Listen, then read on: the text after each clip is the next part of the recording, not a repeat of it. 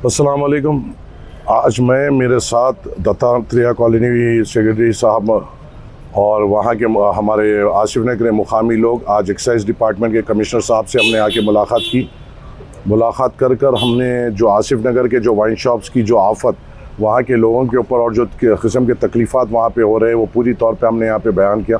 Commissioner साहब ने हमें पूरी तौर पे तवक्कुन दिया है कि इनके ऊपर ये इंडिपेंडेंट इंक्वायरी करेंगे और आवाम की सहूलत के लिए वहाँ पे जो भी इक़दाम लेना है वो बराबर लेंगे। हमारा सीधी तौर पे मुतालिबा ये था कि बेशक जो भी ये बाहर से इन्होंने हुकूमतों को करोड़ों रुपए देकर ये टेंडर्स लिए हैं, मगर इससे हमारा कोई मतलब नहीं। हमारा काम ये है कि रियासत की रेवेन्यू से हमारी कोई ताल्लुक़ नहीं, मगर आवाम की वहाँ पे तकलीफ़ात नहीं होना चाहिए। जिस तरीके से आज अभी हमें बताया गया कि SVP जो हैदराबाद वाइन्स, वहाँ पे जो वाइन्स की दुकान है वो उसका लाइसेंस नवंबर तक है और हमें ये तवक्कुन दिया गया है कमिश्नर साहब से और सुप्रिटेंडेंट साहब से कि नवंबर के बाद उस मुकाम पर कोई शराब की दुकान अलॉट नहीं की जाएगी। उसी के साथ हमें ये भी कहा गया है कि जो बालाजी रेस्टोरेंट एंड बार है उसकी भी शिफ्टिंग की कार्रवाई चल रही है और 1-2 महीने में उसकी शिफ्टिंग हो जाएगी और वहाँ से उसको भी हटाया जाएगा।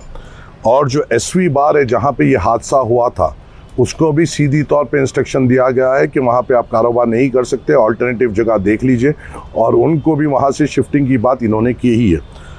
और हमारा ये था मुतालिबा कि हमने उनसे ये कहा है कि आप कुछ भी इक़दाम लीजिए। अगर हम 1-आध महीने की बात है तो हम हुकूमत से हम कोऑपरेट करने के लिए तैयार हैं, मगर अगर आप लोग ज़बान देंगे और फिर वो ज़बान से पलटेंगे और ये शराब की और ये इसकी दुकानों की आफत वहीं पे रहेगी तो हम और पुरज़ोर वहाँ पे एहतजाज करेंगे और इस बार का एहतजाज और तेज़ होगा और शिद्दत भरा होगा।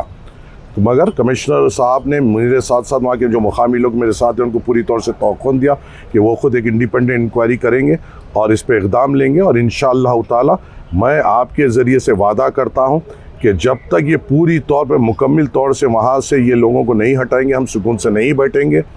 इनका नवंबर तक, इतने सालों की हमारी तकलीफ़ जो है शायद नवंबर तक अपने को ऊपर नीचे होते और तकलीफ़ होना पड़ेगा। जो मुझे पता चला है कि ये लोग भी कोर्ट को गए अपने लाइसेंस को बताते हुए कि हमें लाइसेंस होते हुए भी इतने करोड़ों रुपए दिए बाद से भी हमारी दुकानों को बंद किया गया।